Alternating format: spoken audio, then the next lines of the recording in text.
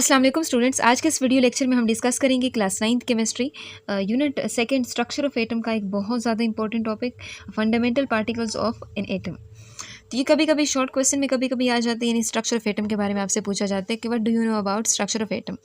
तो आपने simply atom का स्ट्रक्चर इस तरह से फिर ड्रॉ करना है, आगे फिर हम इसको समझेंगे। तो यहाँ पे आपको बताया हुआ कहते हैं फंडामेंटल का मतलब होते हैं बुनियादी, पार्टिकल्स का मतलब ज़रात। एटम जो है वो किन छोटे छोटे ज़रात से बना हुआ है। जैसे आमतौर पर आप देखते हैं ना कि एक दीवार है, ठीक है, छोटी एक दीवार किस चीज़ से बनी है, ब्रिक्स से, यानी ईंटों से बनी हुई है, ठीक है, ये ब्रिक्स से बनी हुई है। इस तरह ब्रिक्स जो है वो किस चीज़ से बनी हुई है, छोटे छोटे एटम से बनी हुई है, ठीक है। ये एटम भी तो किसी भी स्मॉल पार्टिकल से बने हो सकते हैं, ठीक है, वो भी किसी चीज़ से बन सकते हैं।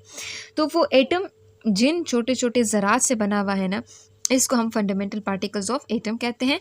और कहते हैं कि एटम के जो है वो कुछ सब एटॉमिक पार्टिकल्स के ऊपर मुश्तमिल होता है, और 3 सब एटॉमिक पार्टिकल्स आपके लेवल पे आपको दिए हुए हैं, जैसे कि प्रोटॉन्स, न्यूट्रॉन्स और इलेक्ट्रॉन्स। कहते हैं ये केमिस्ट के लिए सीखना ये बहुत ज़्यादा ज़रूरी है, यानी प्रोटॉन क्या होते हैं, न्यूट्रॉन क्या होते हैं, इलेक्ट्रॉन्स क्या होते हैं, ये कहाँ पे मौजूद होते हैं, ये सारी चीज़ों के बारे में इंफॉर्मेशन आप लोग यहाँ पे सीखोगे। सो कहते हैं सबसे पहले इलेक्ट्रॉन की अगर हम बात करें, इलेक्ट्रॉन क्या है, नेगेटिवली चार्ज पार्टिकल है। इलेक्ट्रॉन क्या है, इसके ऊपर कौन सा चार्ज होता है, नेगेटिव चार्ज होता है। जैसे आपको यहाँ पे दिया हुआ है, इसके ऊपर कौन सा चार्ज होता है, नेगेटिव चार्ज होता है। और इसका अगर मास देख लें, चूँकि हम कहते हैं ना किसी भी चीज़ का अगर वजूद है तो उसका मास भी तो होना चाहिए। तो इसका मास देखें, AMU में इनका मास आपको ये वैल्यू इसकी दी हुई है 0.000548597 AMU इसकी वैल्यू है। और अगर हम इसको किलोग्राम में देखें तो देखिए 9.11 इंटू 10⁻³ किलोग्राम।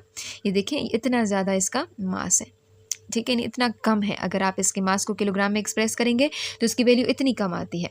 सो कहते हैं the charge on an electron is 1.6022 into 10⁻19 coulomb with the negative sign. ये चार्ज असल में क्या है, जैसे एक मास किसी भी मैटर की एक बुनियादी प्रॉपर्टी है, तो इसलिए इसी तरह चार्ज भी किसी भी पार्टिकल की, किसी मास की, किसी भी मैटर की एक प्रॉपर्टी है, एक खासियत है। तो कहते हैं ये जो इलेक्ट्रॉन्स होते हैं इनके ऊपर जो चार्ज होते हैं उसकी वैल्यू इतनी होती है। और हमेशा याद रखें चार्ज का जो यूनिट है वो क्या है, वो कूलम है। ये कूलम एक साइंटिस्ट हैं, इनके नाम पे इनको ये दिया हुआ है। ये क्लास 10th में जब आप जाएंगे ना तो वहाँ पे आपको ये सारी चीज़ें मिलेंगी।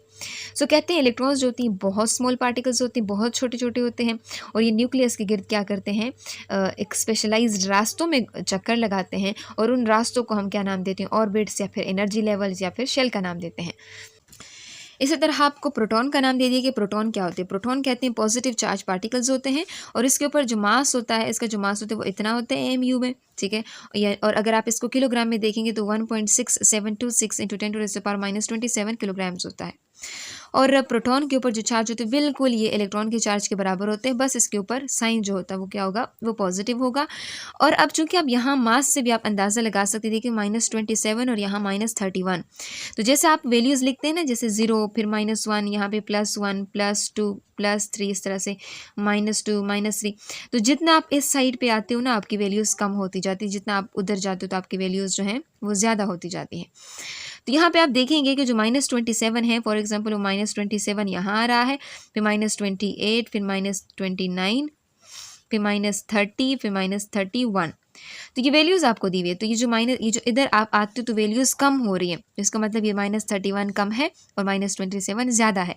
तो यानी यहाँ पे आपको जो प्रोटॉन का मास आपको दिया हुआ है वो -27 है, और इलेक्ट्रॉन का मास जो है वो -31 है। तो इलेक्ट्रॉन का मास कम है प्रोटॉन के मुकाबले में। और कहते हैं ये जो प्रोटॉन्स होते हैं वो एक न्यूक्लियर एटम के सेंटर पोर्शन यानी न्यूक्लियस में मौजूद होते हैं। देखिए आपको प्रोटॉन आपको यहाँ पे दिखाए गए हैं।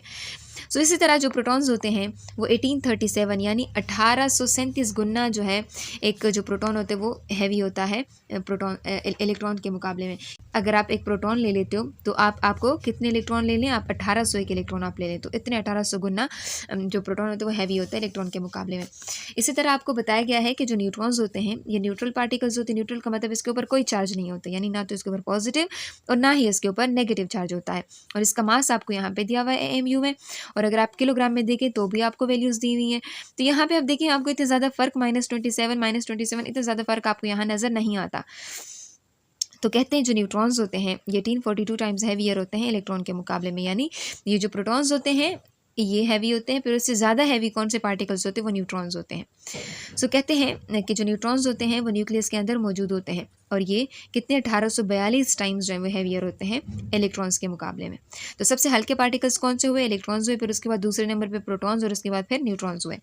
देखिए ये एटम का स्ट्रक्चर आपको दिखाया गया है कि न्यूक्लियस है, न्यूक्लियस के अंदर प्रोटॉन और न्यूट्रॉन्स मौजूद हैं, और देखिए शेल्स के अंदर क्या कर रहे हैं, इलेक्ट्रॉन्स जो हैं वो क्या कर रहे हैं, रिवॉल्व कर रहे हैं। प्रोटॉन के ऊपर पॉजिटिव चार्ज, इलेक्ट्रॉन के ऊपर नेगेटिव चार्ज, न्यूट्रॉन के ऊपर कोई चार्ज नहीं। और ये लाइनें आपको नजर आ रही है, बोहर एटॉमिक मॉडल के मुताबिक इसको हम शेल्स या फिर एनर्जी लेवल्स का नाम देते हैं, और इसके अंदर जो है इलेक्ट्रॉन्स गोल सर्कल में रिवॉल्व करते हैं। सो ये कुछ पार्टिकल्स थे एटम के हवाले से जो बेसिक कॉन्सेप्ट थे। तो फंडामेंटल पार्टिकल्स ऑफ एटम के बारे में हमने देखा। तो नेक्स्ट वीडियो में हम इलेक्ट्रॉनिक कन्फिगरेशन के बारे में जानने की कोशिश करेंगे।